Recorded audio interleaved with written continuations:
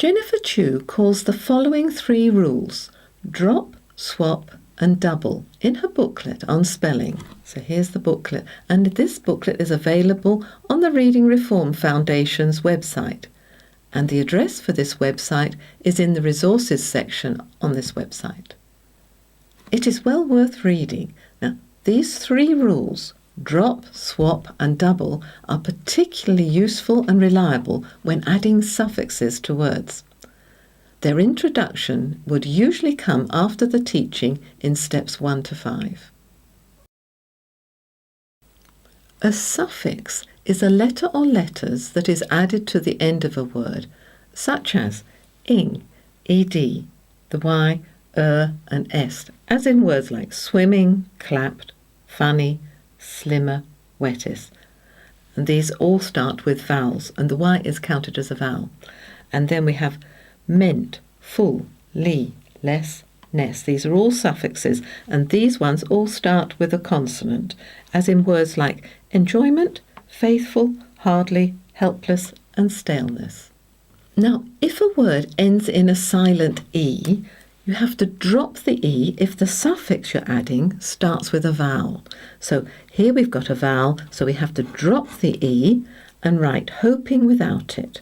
And it's the same if you're adding ed, there's a vowel, so you've got to drop this one and then put the ed on, liked.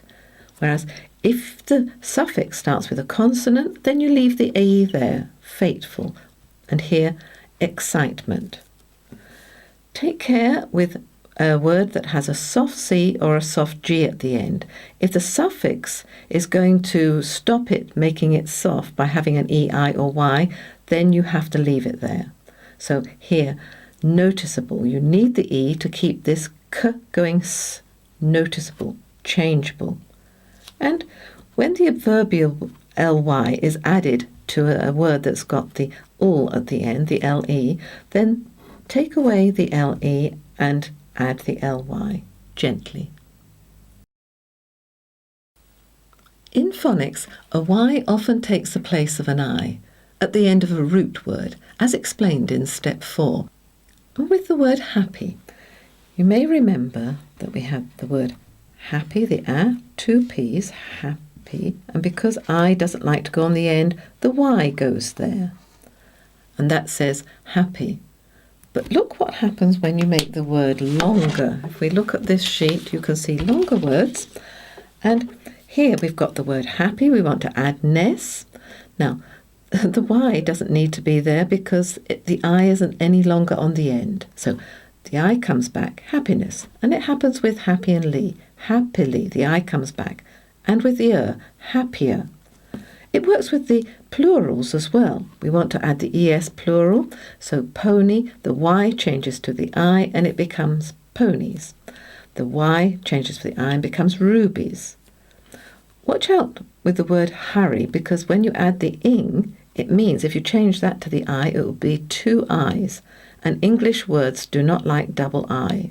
So it stays, hurrying. In words like enjoy, where there is a vowel before the y, don't change anything. It just stays as it is. So it becomes enjoyed or enjoyment. And that applies to the plurals as well. If there's a vowel before that y, you just add the plural, donkeys. The doubling rule, as explained earlier and in step 5, uses the following suffixes, ing, ed, y, and est. And this rule applies mostly to shorter words, that is 1 or 2 syllables.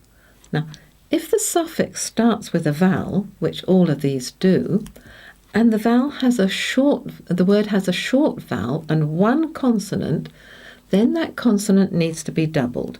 So here we've got run, short R, 1 consonant, double before you put the ing on. Now here we've got spot, or 1 T, double it before the ed. And here, before the e goes on to fun, to make it funny, double. And the same with thin, I, making it thinner.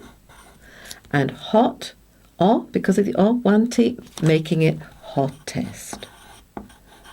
Oops, there we are. There is no need to double if there are already two consonants after the short vowel, as in the word spending. Here, the two consonants, no need to double. And there's also no need to double if it's not a short vowel. So in training, it's a long A sound.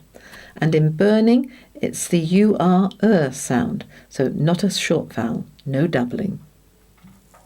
At a later stage, the children can be taught the ruling linked to where the stress comes in more complicated words. Jennifer Chu clearly explains this in her booklet. Now, there is often a pattern to spelling.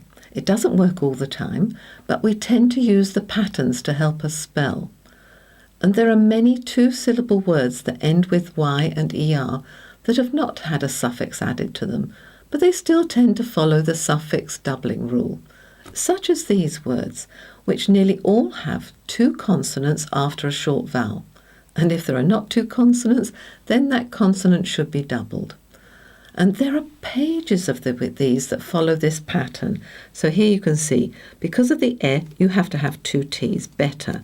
Farmer, no short vowel, no problem. Driver, it's not a short vowel, it's an I, so you don't need to double. Dinner, you do need to double. So it's a very useful rule. And it's the same with happy.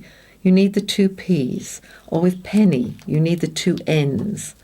50, you don't need it because you've got two consonants already.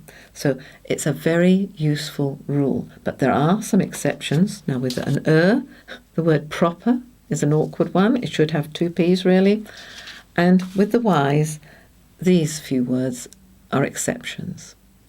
Now, this understanding helps the children spell hundreds of words, and it is taught gradually over several years. One of the well-known phonic rules is I before E except after C. Unfortunately, it is not a reliable rule unless you add the words if it has an E sound. And so here it has an E sound, so it works with these words. Ceiling, deceit, conceive, the E sound is there. Even then, it is hardly worth learning it because there are so few words that this applies to.